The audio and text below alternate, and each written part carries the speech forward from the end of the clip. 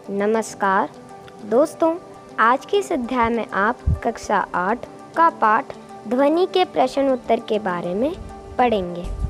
अगर आप इस पाठ को पढ़ना चाहते हैं तो ऊपर दिए गए आई बटन पर क्लिक करिए और इस चैप्टर को पढ़िए।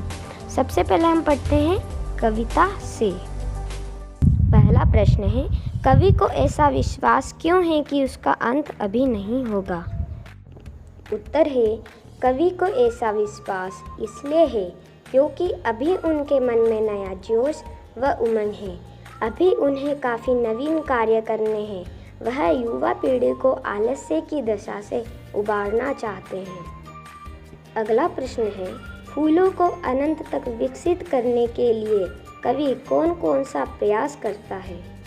उत्तर है, फूलों को अनंत तक विकसित करने के लिए कवि उन्हें कलियों की स्थिति से निकालकर खिले फूल बनाना चाहते हैं। कवि का मानना है कि उनके जीवन में वसंत आया हुआ है, इसलिए वह कलियों को हाथों के स्पर्श से खिला देंगी। वह फूलों की आँखों से आलस्य हटाकर उन्हें चुस्त व जागरूक बनाना चाहते हैं। अगला प्रश्न है, कवि पुष्पों की तंद्रा और आलस से दूर हटाने के लिए क्या करना चाहता है? उत्तर है, पुष्पों की तंद्रा व आलस को हटाने के लिए कवि अपने स्पर्श से उन्हें जगाने का प्रयास करते हैं। जिस तरह वसंत आने पर उसके मधुर स्पर्श से फूल और कलियां खिल जाती है, उसी तरह कवि भी प्रयत्नशील हैं। कविता से आगे। पहला प्रश्न है, वसंत को ऋतुराज क्यों कहा जाता है? आपस में चर्चा कीजिए। उत्तर है, वसंत को ऋतुराज इसलिए कहा जाता है क्योंकि यह सभी ऋतुओं का राजा है। इस ऋतु में प्रकृति पूरे यौवन होती है। इस ऋतु के आने पर सर्दी कम हो जाती है, मौसम सुहावना हो जाता है। पंचतत्व जल, वायु, धरती, आकाश और अग्नि सभी अपना मोहक रूप दिखाते हैं। पेड़ों में नए पत्ते आने लगते हैं, आम बोरों से लद जाते हैं और खेत सरसों के फूलों से भरे पीले दिखाई देते हैं।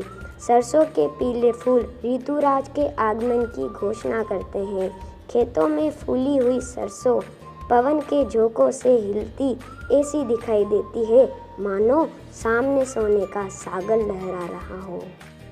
अगला प्रश्न है, वसंत ऋतु में आने वाले त्योहारों के विषय में जानकारी एकत्र कीजिए और किसी एक त्योहार पर निबंध लिखिए।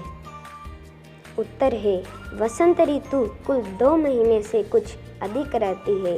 यह आधे फाल्गुन से शुरू होकर चैत्र बैसाख के कुछ दिनों तक रहती है।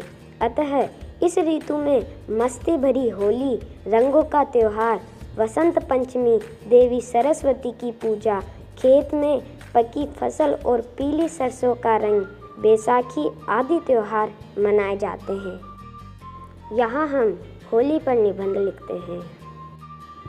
होली के संबंध में एक पौराणिक कथा प्रचलित है कि भगवान विष्णु के परम भक्त प्रहलाद को अग्नि में जलाने के प्रयास में उसकी बुआ होलिका अग्नि में जलकर स्वाहा हो गई थी। इसी घटना को याद कर प्रतिवर्ष होली का दहन किया जाता है। दूसरे दिन फाग खेला जाता है।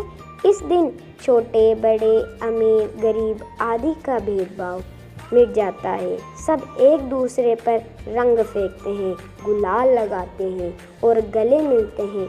चारों ओर आनंद, मस्ती और उल्लास का समा बंध जाता है।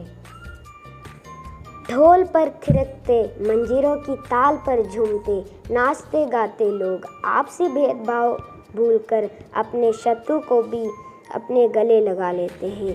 परंतु कुछ लोग अशोभनीय व्यवहार कर इस त्योहार की पवित्रता को नष्ट कर देते हैं। हमारा कर्तव्य है कि हम होली का त्योहार उसके आदर्शों के अनुरूप मनाएं तथा आपसी वैमनस्य, वैर भाव, घृणा आदि को जलाकर एक दूसरे पर गुलाल लगाकर आपस में प्रेम, एकता और सद्भाव बढ़ाने का प्रयास करें। अगला प्रश्न है, ऋतु परिवर्तन का जीवन पर गहरा प्रभाव पड़ता है। इस कथन की पुष्टि आप किन किन बातों से कर सकते हैं?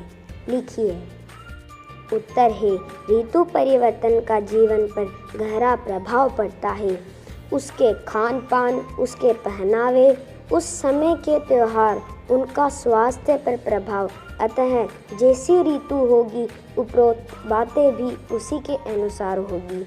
दोस्तों, आपका खान पान समय के हिसाब से आप अलग अलग खाना खाते हो। आपका पहनना, जैसे सर्दी के मौसम में आप स्वेटर पहनते हो, गर्मी के मौसम में आप गर्मी के कपड़े पहनते हो। अतः जैसी ऋतु होगी ये बातें भी उसी के अनुसार होगी।